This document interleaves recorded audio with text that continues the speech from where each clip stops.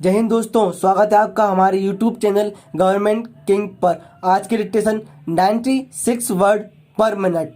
दिनांक 28 मई। टॉपिक सबका साथ, विकास, फसाना या हकीकत। दोस्तों, अगर आप हमारे चैनल पर नए हैं तो हमारे चैनल को सब्सक्राइब जरूर करें, साथ ही साथ बेल आइकन को भी दबा दें ताकि हमारी वीडियो आप तक सबसे पहले पहुंचे। और दोस्तों, अगर आपको वीडियो पसंद आती है तो वीडियो को लाइक जरूर करें। अगर आपको कोई भी हमसे क्वेश्चन है या कोई भी क्वेरी है तो आप हमारे कमेंट बॉक्स में कमेंट कर सकते हैं।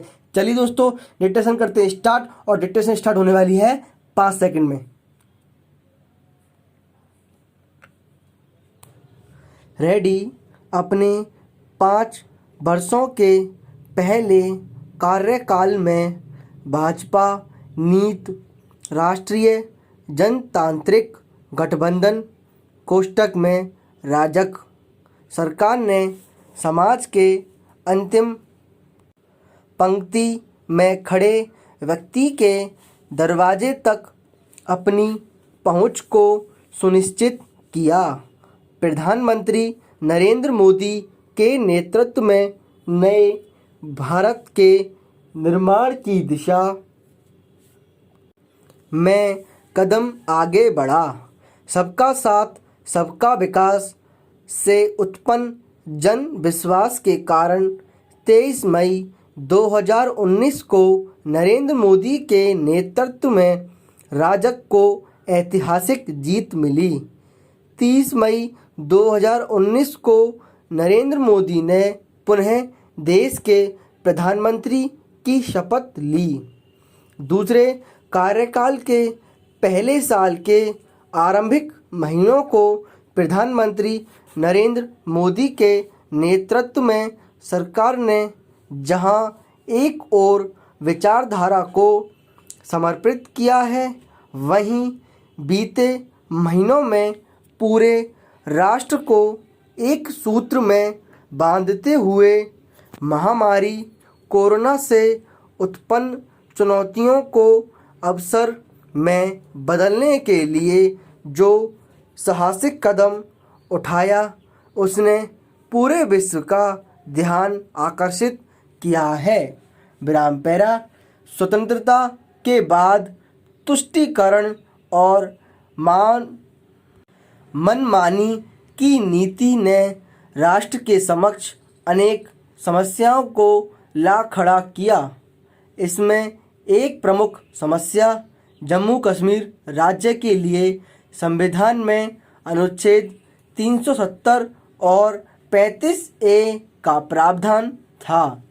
अपने दूसरे कार्यकाल के 70 दिनों के भीतर नरेंद्र मोदी सरकार ने संसद के दोनों सदनों में 2/3 बहुमत के साथ विधानसभा से धारा 370 और 35A को हटाने वाले विधेयक को पारित कराकर सरकार ने साबित किया कि उसके लिए राष्ट्रीयता और राष्ट्रीय एकात्मकता सर्वोपरि है।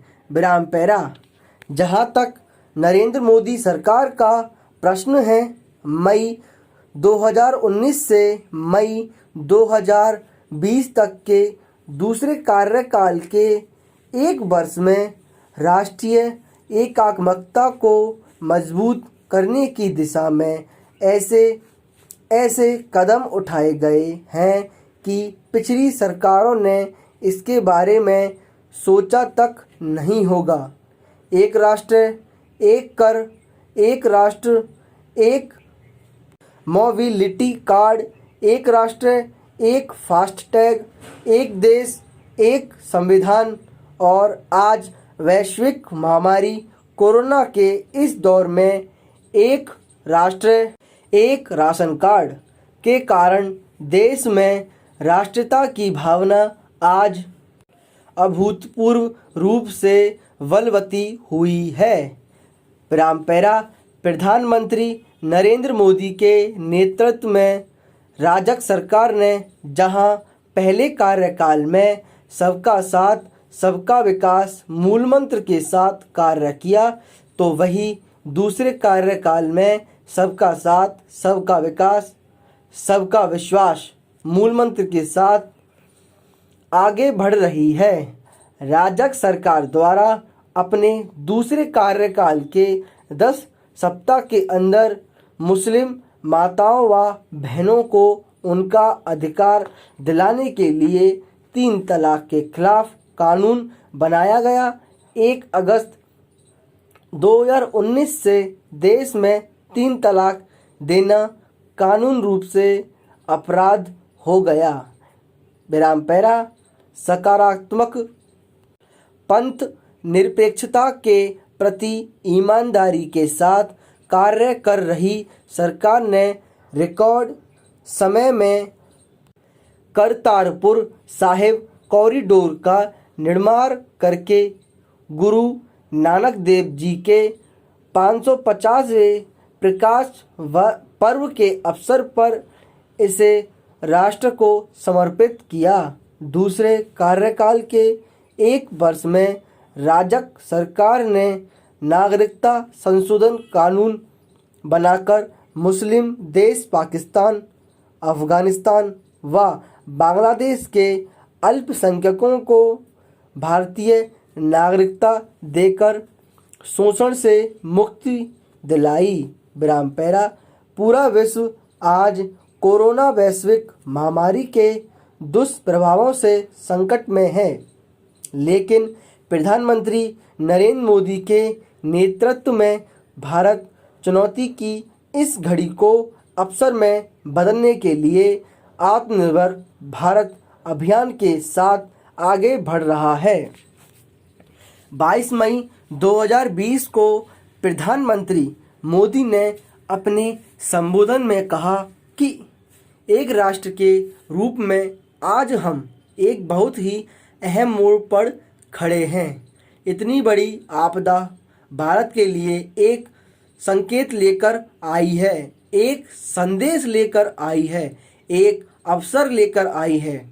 विश्व के सामने भारत का मूलभूत चिंतन आशा की किरण नजर आता है। भारत की संस्कृति, भारत के संस्कार उस आत्मनिर्भरता की बात करते हैं जिसकी आत्मा वसुधैव कुटुंबकम है। विराम पैरा। 30 मई को केंद्र में नरेंद्र मोदी सरकार की दूसरी पारी का 1 वर्ष पूरा होगा। सरकार के इस 1 साल के कार्यकाल की उपलब्धियों के नाम पर जो कुछ हुआ उसे कुछ बिंदुओं में समझा जा सकता है। सबसे पहला जिक्र करें तो नरेंद्र मोदी जी की पहली पारी में हमने 45 साल की सबसे बुरी बेरोजगारी को देखा। विराम पैरा। 2017-18 में देश में बेरोजगारी दर 6.1% थी। एक आंकड़ा बताना दिलचस्प होगा कि वर्ष 2011-12 में बेरोजगारी की यह दर 2.2% थी। यानी मोदी सरकार ने अपनी पहली पारी में ही रिकॉर्ड बनाते हुए औसत बेरोजगारी को 3 गुना बढ़ा दिया। मोदी सरकार की दूसरी पारी के पहले साल में मार्च 2020 में यह दर 9% तक पहुंच गई। CMII की रिपोर्ट के मुताबिक मई के पहले सप्ताह में बेरोजगारी की यह दर 27.11% हो गई। विराम पैरा। चिंताजनक तथ्य यह है कि CMII की रिपोर्ट के अनुसार ही बीते अप्रैल माह में ही 12.21 करोड़ लोगों ने अपना रोजगार खोया है। मुझे नहीं लगता कि इतनी बड़ी बेरोजगारी तक देश को पहुंचने का कोई जश्न मनाएगा। वर्ष 2014 से 2019 के बीच देश में गरीब की दर में इजाफे के कारण 3 करोड़ अतिरिक्त लोग गरीबी की रेखा से नीचे चले गए। 2019 के ग्लोबल हंगर इंडेक्स में भारत का स्थान 117 देशों की सूची में 102वां है। आज हम इस इंडेक्स के अनुसार पाकिस्तान, बांग्लादेश और नेपाल से भी पीछे हैं। विराम पैरा। ये हालात लॉकडाउन के पहले के हैं। अंतर्राष्ट्रीय श्रम संगठन कोष्टक में ILO कोष्टक बंद की एक रिपोर्ट के अनुसार कोविड-19 के दौरान किए गए फैसलों से देश के अतिरिक्त 40 करोड़ लोग गरीबी में जा सकते हैं। विराम पैरा। लॉकडाउन के दौरान UN वर्ल्ड फूड प्रोग्राम की रिपोर्ट के अनुसार अतिरिक्त 2 करोड़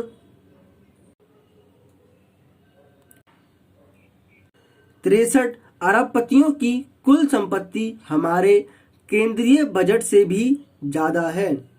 इस कारण हम पिछले 6 साल से रोजगार विहीन विकास में हैं।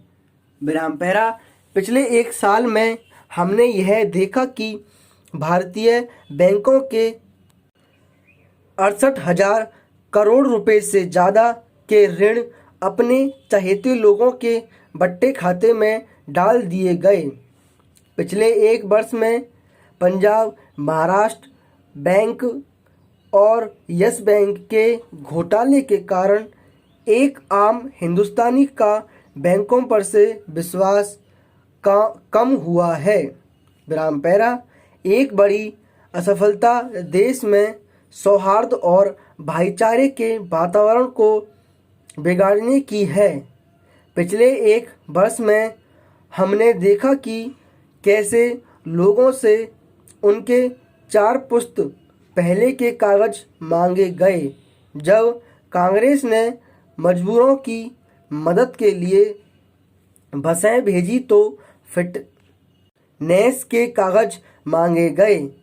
इन सभी के फलस्वरूप US commission for international religious freedom ने भारत को कंट्रीज ऑफ पार्टिकुलर कंसर्न वाले 14 देशों की सूची में रखा।